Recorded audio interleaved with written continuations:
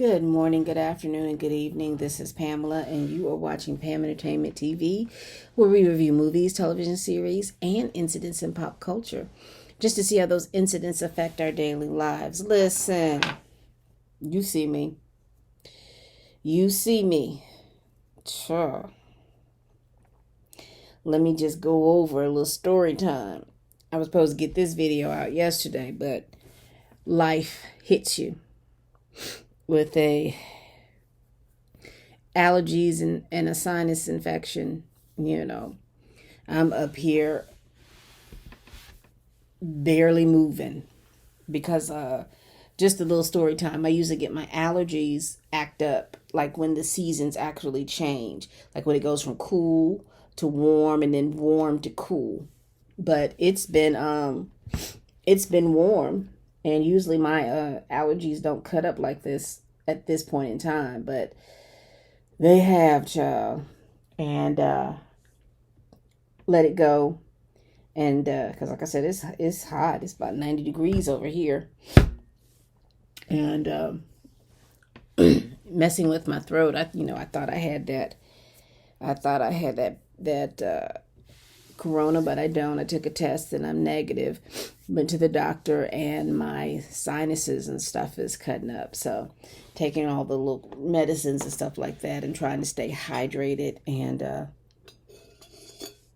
going to be drinking some warm tea after this, because tomorrow I've got to do the season finale video, that or Monday, depending on. And you all hear it. You all hear my voice is about to die on me. All right, let's get into this. First of all, this video, I had in my head prepared it to be one way. And, because I've gotten ill, it's going to be another way. But I do want to thank two of my subscribers, Mitzi G and Vaughn C, for engaging me in the comments about P-Valley. I hope that you all will continue, and I hope for the rest of you all who are subscribed to my channel that you will engage me. Little housekeeping. Please like, comment, and subscribe. Subscribe button down there, and then hit that notification bell if you want to be notified when I make new videos. My subscriber count has gone up. I'm up to 85 subscribers. Thank you all so much. Hey, share this video if you care. Let other people know that I'm over here making these videos. I appreciate it. I appreciate it. Also,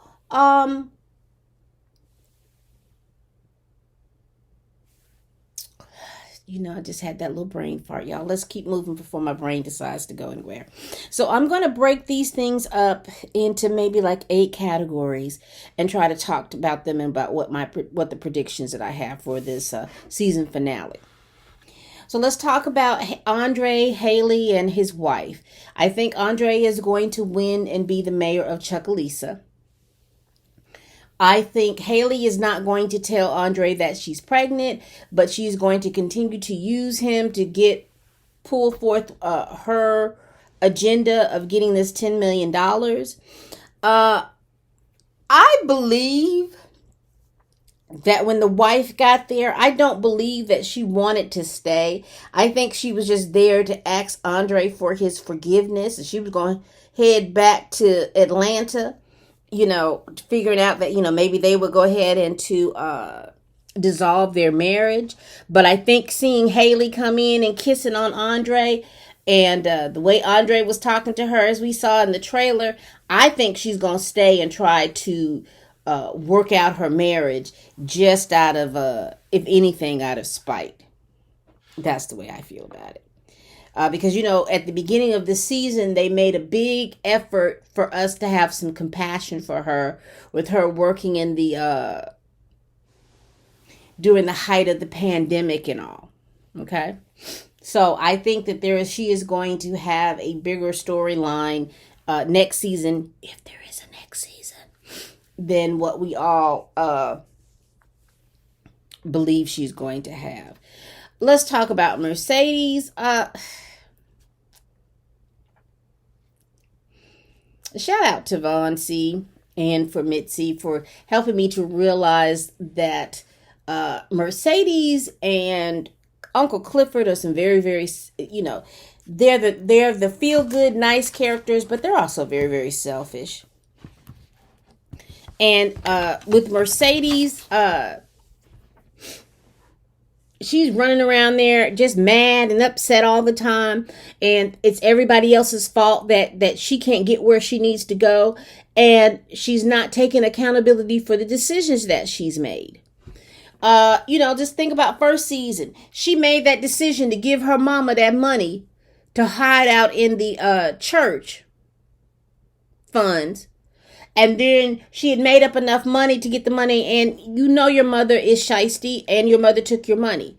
So you're mad at your mom for doing what she's going to do. A snake is a snake. You all can have snakes as pets if you want to. But when that snake gets hungry and you're standing there, especially if what's the name of them snakes that wrap around you and then eat you whole? They going to eat you. And that's what happened because you were so busy trying to not have to pay for stuff. I don't know how the IRS and taxes and stuff like that work out for y'all, but there are so many ways and so many places you could have opened up an account and had a safe deposit box and put that money in there. It's just so many different things. But she blames everybody else for the decisions that she made. She was all good with Haley until she realized that there was some stuff she didn't even ask any questions. And so there was a situation where she shot Montravius. You didn't have to kill him. You could have shot him enough or hit him upside the head with the gun enough to get him off of Haley. But you made that decision. And you're blaming her because you can't get back on the pole. But everyone is telling you, look, that's all on you. Because you remember when she was over there with Coach. And I think this was this before or after Diamond touched her. But she was on that pole and she didn't have all them problems on that pole then, now that I think about it. But the reason why I'm talking like this is because at the end of the episode, Keyshawn wrote on the mirror that we're sisters for life. And I'm sitting here, sisters. This girl knows that you were systematically being beaten by your boyfriend. Her and Uncle Clifford. And they just resided at the fact that, well, since you're going to get beat, as long as you get on that pole, we don't care. Make your money, honey. And how interesting, because I think Mitzi made me see that Haley comes in, don't have that type of relationship with Keyshawn, and worked out a way so that Keyshawn could get out of her situation. But anyway, we're on Mercedes. My predictions for Mercedes is that she is going to go into a joint venture with Coach's wife, and this is where she's going to make the money. I think that she's going to do pole classes because her teaching the young kids and stuff like that and having that type of dream, that's not going to be, it probably be fulfilling for her, but it's not going to be lucrative for her. I think what's going to be lucrative is if she can get out here like Mercedes did and get her a following, which is amazing because it's like, I mean, I understand, but she's, Mercedes is 30 years old. There's no reason why Mercedes doesn't have a online following. She should have had an online following. But maybe she didn't want anybody to know that she worked as a stripper. Anyway. Let's talk about Keyshawn, Derek, Diamond, and Big Bone. We're going to talk about all of them.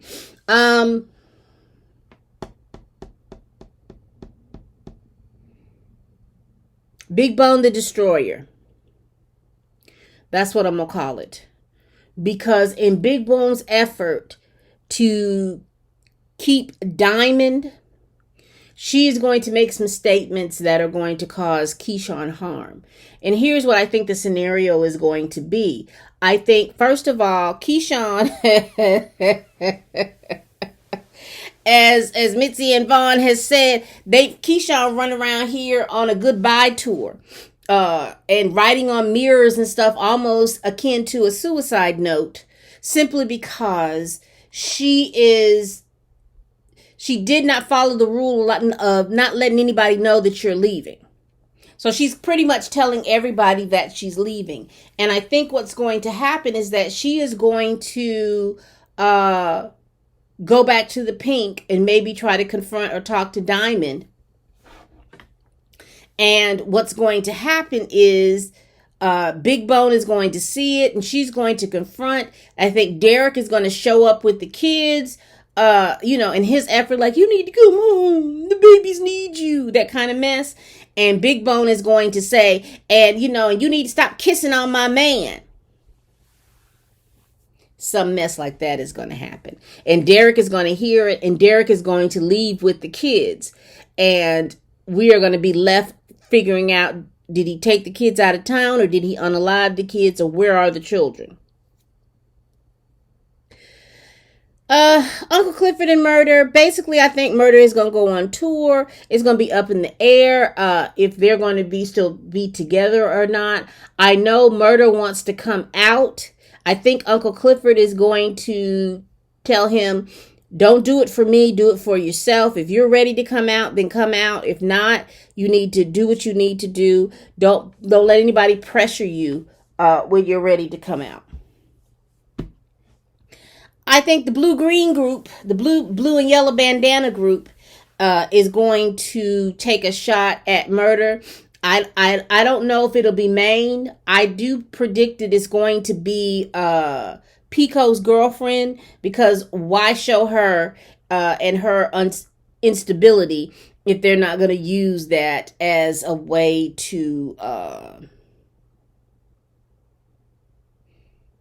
get somebody to get at Uncle Murder without sacrificing a main character. Because I think Maine is going to be there for Mercedes if there is a next season. So I don't think he is going to be the one to do it. But I do think that maybe that she will take a shot at Murder or something like that. She'll take a shot at Murder. I am curious about this song that Murder let Mercedes listen to, because my theory is that in that song, he kind of talks about killing Pico. I know my subscriber said, no, I don't think that that's what's in that song. But I just feel like it's something that's going to, it's going to come up, it's going to come out, and it's going to something that's going to escalate. I think Miss Ernestine is going to be fine. Because in my last video, I had said that Uncle Clifford, Mercedes, and Little Murder was in the thing and they were hugging, and Uncle Clifford like he was upset. And I thought that was Keyshawn. And one of my subscribers said, no, that's Mercedes.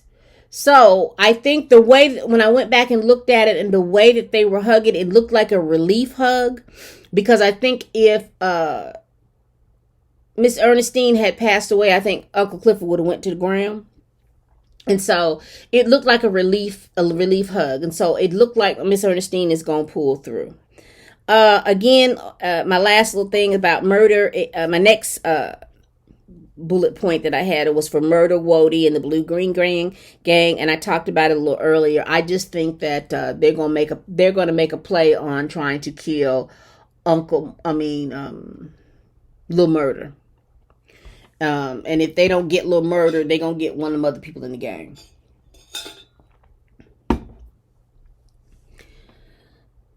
Who won the election? I think Andre won the election. That's what I think. I think Andre won the election.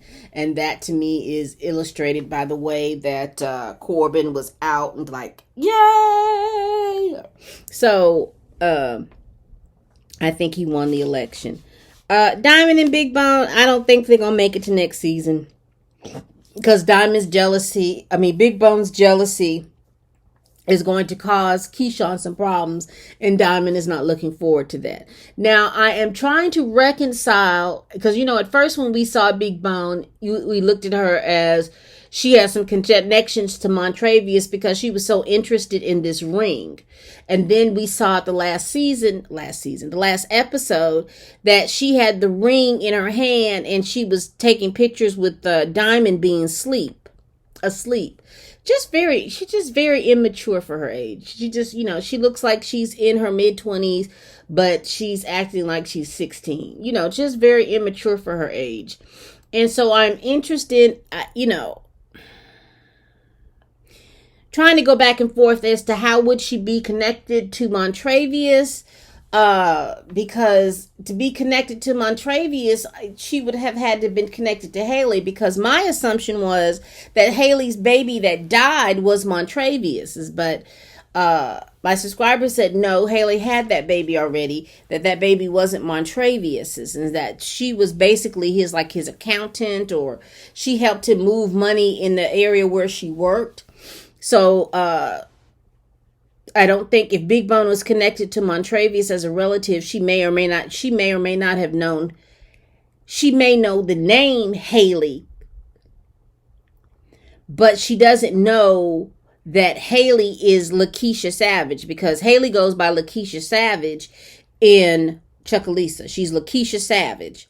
That's what she goes by. So she doesn't know Lakeisha Savage, but she knows Haley Colt. She may know the name Haley Colton, but she doesn't know what Haley looked like. And you remember when we first saw Haley had her natural hair all puffy and stuff. So maybe Haley wore her hair like that, and now she's wearing it straight with the little makeup, little clues. I don't know. I don't remember. I don't know. But we know.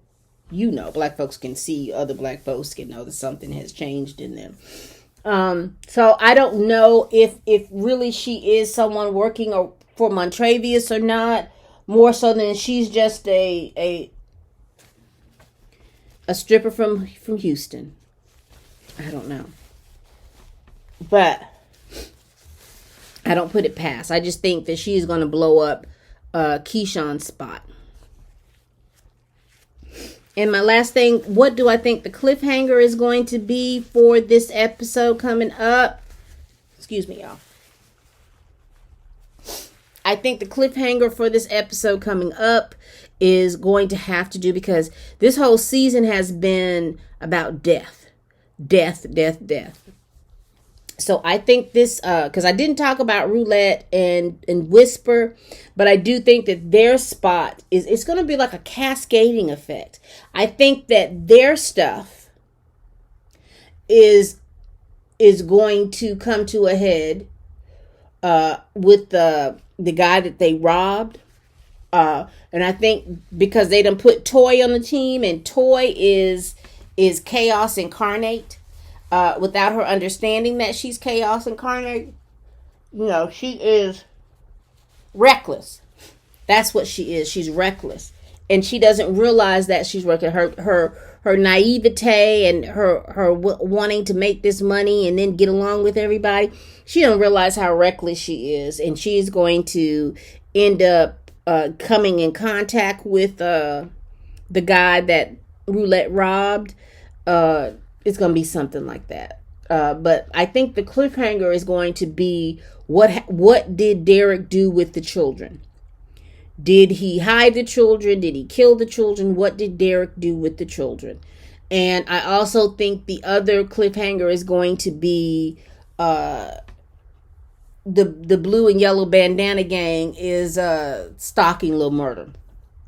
And like I said, I think Pico's girlfriend is going to try to take a shot at Lil Murder. But that's all I got. I don't have, I'm not feeling as well as I could, so I can't get all my little introspective things in. But what do you all think? It's the last episode, y'all. P-Valley either is going to be gone, or we're going to be in hiatus until next June. But what y'all think? Please like, comment, and subscribe. Thank you so much for all the people that have engaged me in the comments. I really do appreciate it. And I'd like to do again, and to promote y'all a lot better, we could do an engagement. But also I was thinking, instead of me trying to tell people what you say, once I get my little setup better, maybe we could do a live.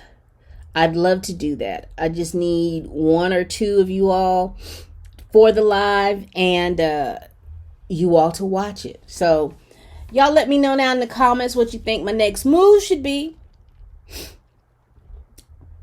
Listen, I'm excited to watch this. Are you all excited to watch this? I will be heavily, I will have all my sinus antibiotics and all my medications and my tea. I'm going to be as alert as possible to watch this. Are you all excited? I'm excited. Again, I just came into P-Valley right here in June or July, whenever it came out, and I'm just, I did not think that the lives of strippers would be interesting, but the writing has been great. It has kept my piqued and kept my interest. It was more than, I liked it because it wasn't about just sex. It's about the totality of these characters and their lives, and I really do appreciate that. That's a wonderful thing. Just to be worried about that they're on the pole. We see them on the pole, but everything has been interesting. What do you all think about P-Valley? Please, again, like, comment, and subscribe to your girl. Please tell your friends, your family, your co-workers. Tell them folks you can't stand that I'm over here making these videos, child. Help me help you to see me. All right? And as always, people, bye-bye.